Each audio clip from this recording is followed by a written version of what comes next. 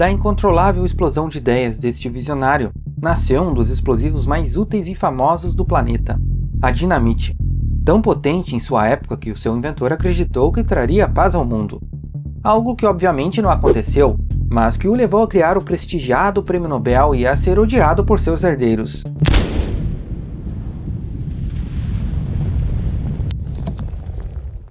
Alfred Nobel nasceu em 1833 em Estocolmo, capital da Suécia, sendo o terceiro de 4 filhos de Manuel Nobel, um engenheiro, construtor e inventor que depois de muitos fracassos comerciais na Suécia, se mudou para São Petersburgo em 1837, onde passaria muitos anos ganhando dinheiro como fabricante de minas explosivas e equipamentos militares para o governo russo. As minas navais projetadas por Manuel Nobel eram dispositivos simples, feitos de barris de madeira submersos cheios de pólvora, mas serviram perfeitamente para afastar a Marinha Real Britânica do Golfo da Finlândia, protegendo a cidade de São Petersburgo durante a Guerra da Crimeia, rendendo muito dinheiro para sua empresa. Alfred mudou-se com a mãe e seus irmãos para São Petersburgo em 1842, onde a condição financeira estável de seu pai permitiu que ele e os seus irmãos tivessem uma boa educação por meio de aulas particulares. Além de se destacar nos estudos de química e matérias correlatas, Alfred também tornou-se fluente em inglês, alemão, francês, sueco e russo. Em 1850, seu pai decidiu que era hora de expandir os conhecimentos do filho, e o enviou para visitar a Suécia, a Alemanha, para estudar química por 1 ano em Paris, e por fim para um estágio de alguns meses nos Estados Unidos, no projeto de construção de um navio de guerra. Mas foi o período de estudos na França que acabou influenciando mais o destino do jovem Alfred, quando ele ficou amigo de Ascanio Sobrero, um jovem químico italiano que 3 anos antes havia inventado a nitroglicerina, um líquido altamente explosivo. Para produzir a nitroglicerina, Ascanio misturou a glicerina com ácido sulfúrico e nítrico, resultando em um explosivo líquido muito mais potente que a pólvora, mas também muito mais perigoso para qualquer utilidade prática na época, já que ela explodia com a mínima variação de calor ou pressão. Ao retornar à Rússia em 1852, Alfred iniciou uma carreira profissional na fábrica de seu pai, que estava a todo vapor para atender à alta demanda por armas do governo russo durante a Guerra da Crimeia.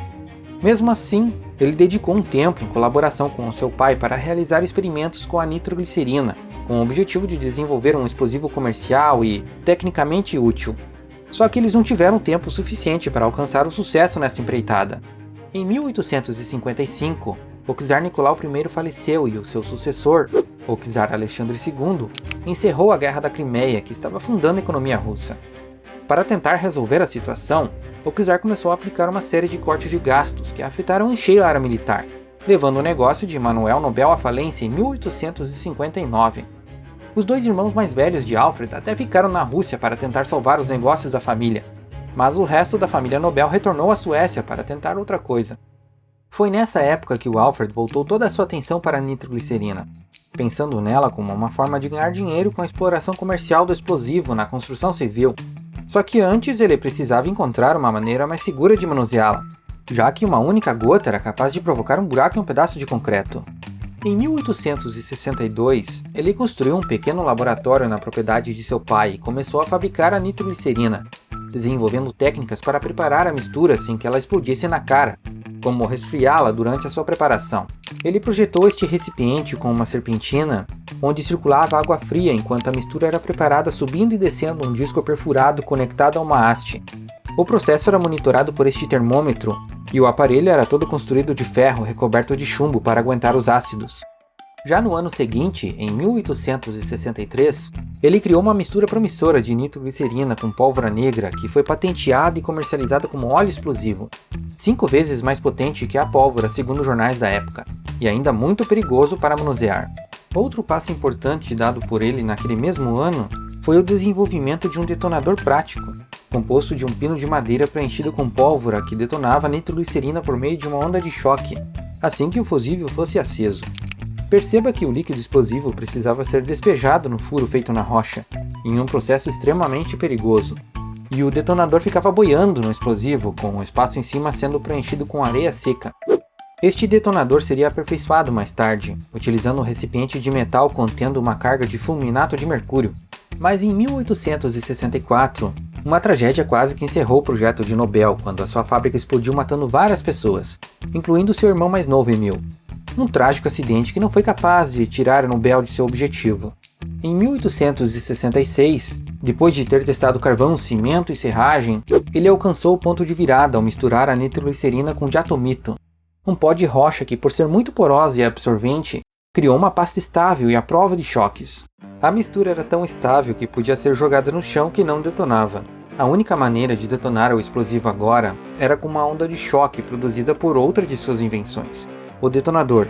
Era uma pasta que também podia ser moldada em hastes de tamanho e formatos adequados para inserção em furos, e que foi patenteada na Grã-Bretanha em 1867 e nos Estados Unidos em 1868, sendo comercializada com o nome Dinamite.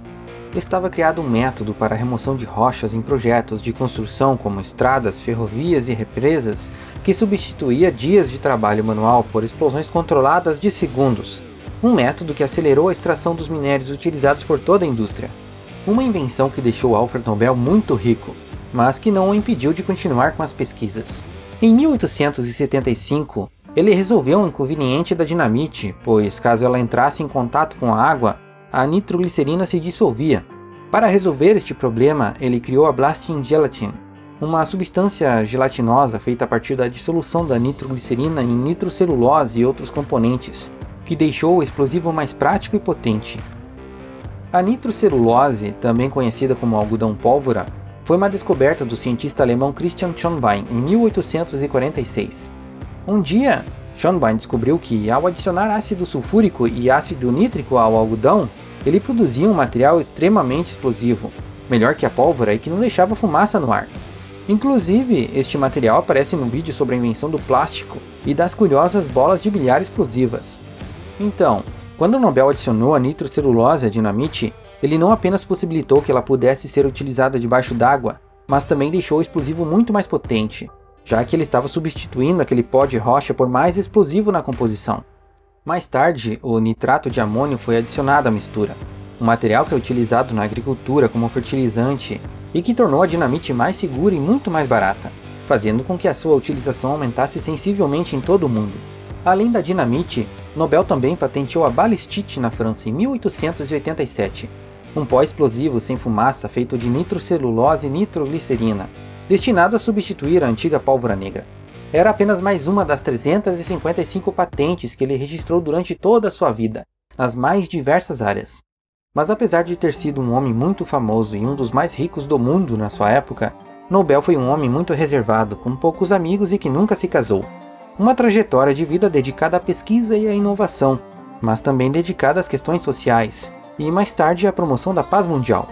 Ele reconhecia o poder destrutivo da dinamite, mas também acreditava que ela traria a paz para a humanidade ao estabelecer a destruição mutuamente assegurada.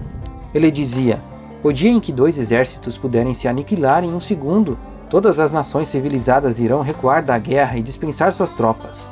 Uma condição que atualmente ocorre quando dois países inimigos obtêm armas nucleares." Em 1888, aconteceu um incidente bizarro que o marcaria fortemente. O seu segundo irmão Ludwig faleceu, e um jornal francês erroneamente declarou a morte de Alfred Nobel com a descrição: "O mercador da morte está morto." Imagina o impacto que isso teve na cabeça dele. Ele, que se dizia ser um pacifista, vinha de uma família que por muito tempo tinha ganho dinheiro vendendo armas. Sua principal invenção, que ele acreditava que traria a paz mundial, passou muito longe disso. Foi utilizada como arma e também provocou inúmeros acidentes ao longo dos anos, matando inúmeras pessoas. Era a realidade batendo na porta dele, mostrando como é que ele realmente seria lembrado pela eternidade, como uma pessoa relacionada à morte.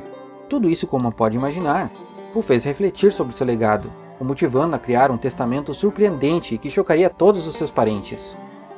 Quando Nobel morreu em 1896, deixou estabelecido em seu testamento a criação de um dos prêmios mais famosos do mundo, o Prêmio Nobel. O testamento dizia que 94% de seus ativos totais iriam para a criação de um fundo de doação para honrar as realizações nas áreas da física, química, fisiologia ou medicina, literatura, para a promoção da paz e, inserida mais tarde, em 1968, na área das ciências econômicas. Ao todo, ele deixou 31 milhões de coroas suecas em valores da época para a Fundação Nobel, um valor que, convertido para valores atuais em dólar, seria o equivalente a 357 milhões de dólares. Hoje sabemos que o plano dele deu certo, já que a maioria das pessoas conhece o Prêmio Nobel, mas desconhece o passado explosivo de seu criador. Ah, e lembra dos dois irmãos dele que ficaram na Rússia em 1859 para tentar salvar o que restou dos empreendimentos da família Nobel? Então, eles fizeram um bom trabalho. Em 1879, o Ludwig e o Robert fundaram a empresa petrolífera Branobel, que desenvolveu os campos petrolíferos recém-descobertos em Baku, onde atualmente fica o Azerbaijão, e mais tarde em Shelekem, no Turcomenistão. A empresa tinha 6 sócios, sendo 3 barões russos e os 3 irmãos Nobel. Isso mesmo, Alfred Nobel também era sócio, mas era o Ludwig Nobel quem tinha mais de 50% das ações. Uma empresa que rapidamente se tornou a segunda maior empresa de petróleo do mundo, os tornando imensamente ricos. Bem, pelo menos até 1920, quando foi nacionalizada pelos bolcheviques. Bem, vou ficando por aqui. Se você gostou do vídeo, não esqueça de deixar a sua curtida para que o YouTube sugira ele para outras pessoas. Um agradecimento especial para todos os apoiadores do canal e até o próximo vídeo.